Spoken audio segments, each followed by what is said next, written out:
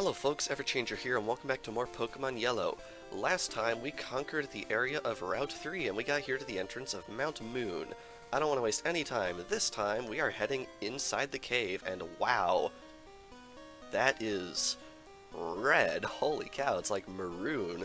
That's crazy. I haven't played this game in a little while, so I don't remember the colorations of all the areas. But yeah, that's kind of crazy. Anyway, right here we have Zubat, which is a new Pokemon that we have not seen yet. Now, as I've said, I'm not going to be going out of my way to capture Pokemon, but if I happen to Thundershock one and it gets super low, I'll probably catch it for the data. Beware, Zubat is a bloodsucker. Do you fight me? You do fight me. Alright. What? I'm waiting for my friends to find me here. Look, you're like right at the entrance of the cave. You can really wait outside instead of right next to this fear-mongering sign. Alright, anyway, right here we have Clefairy. Clefairy is a very rare encounter in Mount Moon. I believe it can appear anywhere, but I suppose it's possible it could only be on the... Whoa, that did a lot of damage! I suppose it could possibly only be on the lower floors. I don't actually recall. But, lucky for us, we're playing an official Pokemon game, so we can just go Google it on the internet if we're so curious as to find out. And man, Pikachu is not doing well in this fight. Like, at all. It's worth noting, I consider Mount Moon, at least at the start here, to be decently challenging for an early area in a Pokemon game, so I'm a little nervous. Anyway, right there, something worth noting. Double Kick is a multi-hit move, and it got a critical hit on the first turn. The way multi-hit moves work in this game, if you get a critical hit on the first attack, every attack is going to do critical damage. Yeah, it's a little unfair in my opinion. It's kind of insane. Alright, we got another Zubat right here. I'm basically going to be Thundershocking Zubats to get the experience. If we run into Geodude, which is the other common encounter in this area, I'm probably going to catch one and then just run from all other Geodude in the future because I just don't want to deal with it with Pikachu. Suspicious men are in the cave. What about you? I can't possibly be suspicious. I'm in the center of the screen. That's how you can tell I'm the good guy.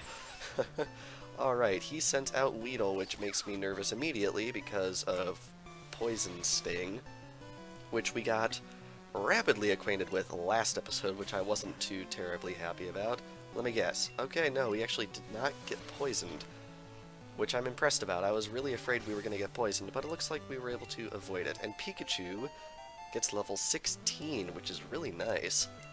And up next we have Kakuna. Man, oh man, am I ready to get to later in the game where not every trainer is using the same Pokemon. How many Weedle and Kakuna and Caterpie and Metapod did we fight last episode? A lot, right? It's kind of crazy, although I do like how in Pokemon games it's an RPG where, aside from some very rare exceptions that obviously weren't intentional, what the opponent throws at you is something that you could theoretically throw at them. There is nothing that the opponent is going to have that is an impossibility for the player to have, which I think is really, really neat. Really like that about Pokemon. You got me. Yes, I did. And I also got your money. Alright, we have an item right here. Potion, which will definitely be useful. And then down here there's another item, if I can ever actually walk up to it. It just hurts my soul so much how you can't have repels at this point in the game. Like, that's just cruel. Oh, wow. That is low. That's about as low as it can get. That's like a pixel. Alrighty, I think we are going to give catching this thing a shot, just because we could use the data going forward. 1, 2, and 3. Alright, Zubat was caught. And as you can hear, that awful, awful beeping sound when your HP is low, it drowns out all other sound effects. Hey. Zubat emits ultrasonic cries while it flies. They act as a sonar used to check for objects in its way. Very nice. And Zubat is transferred to the PC, and here is that item I was talking about, TM12. I actually don't remember what that is. I want to say it's Double Team. Oh, it's Water Gun. Wow. Okay.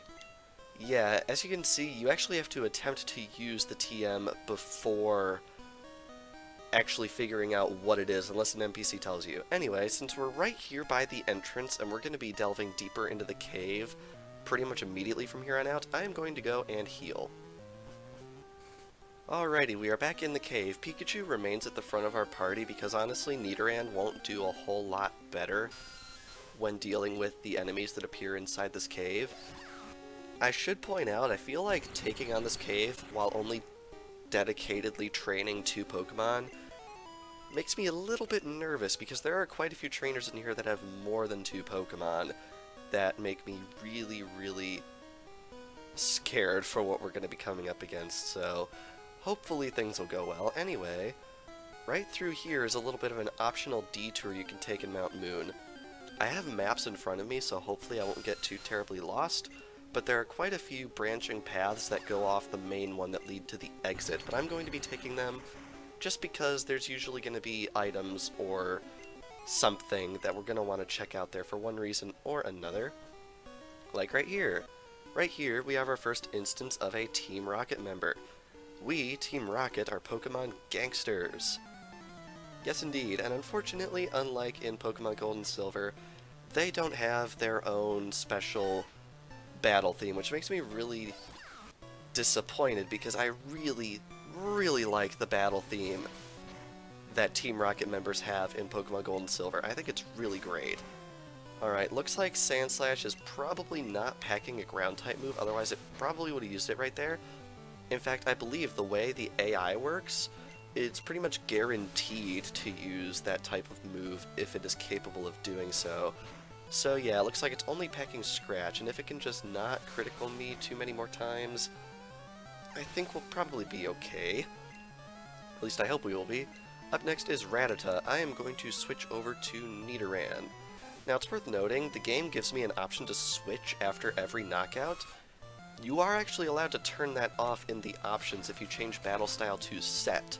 So if you want to make the game a little bit harder, that's a way you can do it. I honestly never used that in personal playthroughs of Pokemon games until Pokemon Sun, where I decided to give it a shot, and I feel like it made the game not insignificantly more difficult, especially when it comes to the final boss, so that was pretty interesting, although unfortunately that sort of forces the Pokemon in front of your team to gain more experience than others, because taking up a turn to swap and swapping your Pokemon into something that'll do damage, it discourages switching, I find. So I had one Pokemon that you would usually get quite a bit higher in the levels, unless I would swap it out every few battles and just not use it for a while. Anyway, right over this way we have an item that we can get, and we also have a Pokemon, Geodude, which I would like to attempt to catch just because I could use the data, and since it's right here in front of us, might as well give it a shot. So we're going to switch into Nidoran right here, and we're going to try and double kick it, and hopefully it'll survive this. Oh yeah, it'll definitely survive this. Yeah, not even close. And it's using Defense Curl again, so I think I'm good to double kick it again. Hopefully I don't get a critical. Alright, come on, cross your fingers, guys. Oop, yeah, that's perfect. Nice.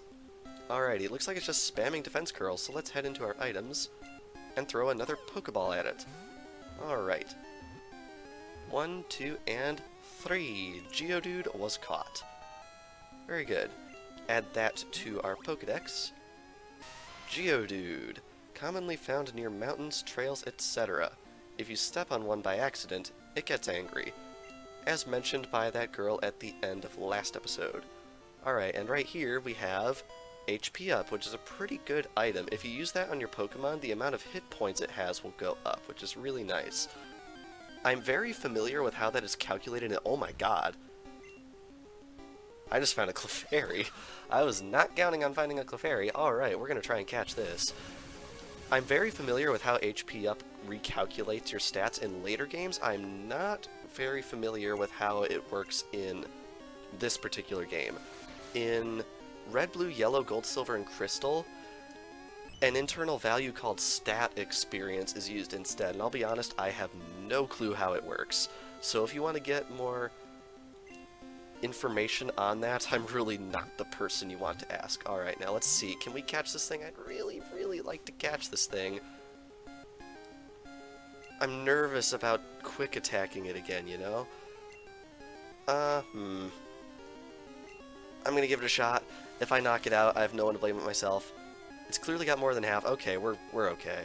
Alright, now let's try a Pokeball here. I don't remember what Clefairy's catch rate is, but I do remember it's frustratingly low. Yes, we got it! And wow, that is hot pink. Oh boy. And let's add that data. Clefairy, adored for their cute looks and playfulness. They are thought to be rare as they do not appear often. Yes, indeed, they are quite rare, so I am very glad I was able to obtain one of those, even though I really don't have any intention of using it. That's really awesome.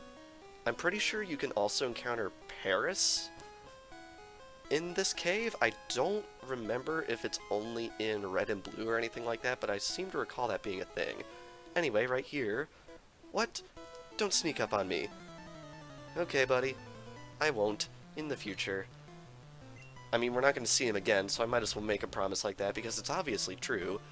Anyhow, here we have Magnemite, which is not Steel type in this game, because the Steel type does not actually exist in red, blue, or yellow. Which means Quick Attack does normal damage, which is nice. Unfortunately, Thundershock is still not a good bet to use on this guy, because I'm pretty sure Electric resists Electric, which is unfortunate, but them's the ropes.